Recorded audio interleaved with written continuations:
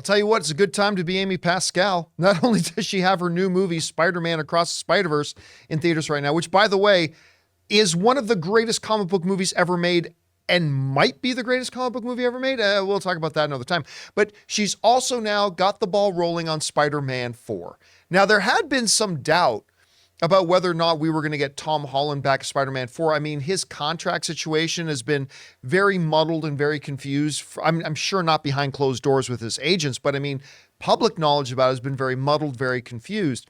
But I mean, come on, of course there was going to be a Spider-Man 4 with Tom Holland. Let's take a look at the box office results that his Spider-Man movies have had so far to this point. They came out of the gate with the very first one made $880 million. His very first one. And remember, this was coming off of being the second reboot of it in a very short amount of time. And it still made $880 million. The next one, Far From Home in 2019, joined the $1 billion club with $1.13 billion. And then Spider-Man No Way Home became one of the highest grossing films in the history of cinema at $1.9 billion. Of course, there's going to be a fourth one. But when? How? When are we going to get some updates and when are we going to get some news about it? Well, Tom Holland is now himself confirming that meetings between himself and the studios and the creatives about story and direction have already started. This comes to us from the folks over at Variety, where they're quoting Tom Holland saying this: "I can't talk about that," talking about Spider-Man 4, "but I can say that we have been having meetings. We've put the meetings on pause in solidarity with the writers," Holland said. "There's been multiple conversations had, but at this point, it's very, very early stages." Okay. So what can we take away from this quote? Well, the first thing is that they are meeting. Tom Holland, the studios, the creatives, they're already starting to put together kind of what Spider-Man 4 is going to look like. Now, it's not often that the stars of the films get to be involved in a part of the creative process, and I'm sure he doesn't get to dictate where the story goes, but it's kind of interesting that they're letting him be a part of those conversations and getting his input. But the key thing here is that's how tangible this Spider-Man 4 project is. It's moving forward. So whether it's going to be Spider-Man Home Alone or Spider-Man, Home Warranty or Spider-Man Home Slice, I don't know what they're going to call it. I mean, something with home in it, obviously. But the fact that they're already meeting, they're talking about it, makes it very tangible to us. Rest assured, it's coming. The other interesting thing here is that even though it's probably not a writer's room that they're discussing this stuff with and talking about details, they're still saying, you know what, if the writers are striking, we're not going to meet at all. The whole project gets put on hold. And I think this is probably pretty symbolic of what's probably going on with the rest of Hollywood. I think there is a lot of stuff on hold, even stuff that does not involve writers.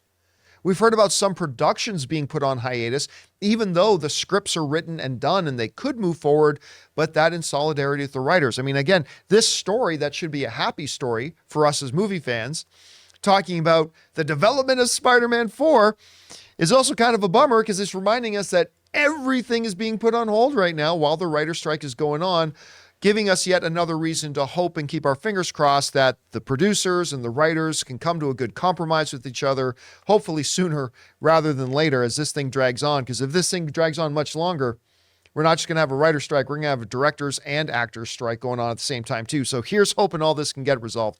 Anyway, guys, we want to thank a sponsor of this video, Rocket Money. The average person has around 12 paid subscriptions. Think about that. If you think you're only subscribed to a handful of services, you might want to double check. With Rocket Money, you can quickly identify and cancel all of your unwanted subscriptions. Rocket Money, formerly known as Truebill, is a personal finance app that finds and cancels your unwanted subscriptions, monitor your spending, and helps you lower your bills all in one place. Rocket Money will quickly and easily identify your subscriptions for you so you can stop paying for the ones you don't want and don't even use. Simply find the subscription you don't want and press cancel, and Rocket Money will cancel it for you. No more long hold times with customer service or tedious emailing back and forth. Rocket Money makes canceling subscriptions as easy as the click of a button. My wife Ann and I moved out of Burbank 2 years ago, and one of the first things I discovered when I loaded up Rocket Money was that I was still paying for a gym membership I haven't even been to in Burbank in 2 years. So stop throwing away your money. Cancel unwanted subscriptions and manage your expenses the easy way by going to rocketmoney.com/Campea. That's rocketmoney.com/Campea. rocketmoney.com/Campea. Question is for you guys. What do you think about this? I mean, we've got Tom Holland now saying the meetings for Spider-Man 4 have already begun. Is that further along than you thought? Maybe it's still not as fast as you'd like it to be. And what do you think about their decision to say, you know what, we're not even going to meet and talk about stuff as long as the writer strike's going on? Do you like the solidarity there? Do you wish they would keep things moving? Whatever you guys think about this, jump down into the comment section below and let us know your thoughts. Hey guys, thanks a lot for watching our video. Make sure you click the thumbs up button and subscribe to our channel. And by the way, we do the John Campea Show podcast every day, so go and subscribe to it on Spotify, Apple Podcasts, or whatever your favorite podcasting app of choice is.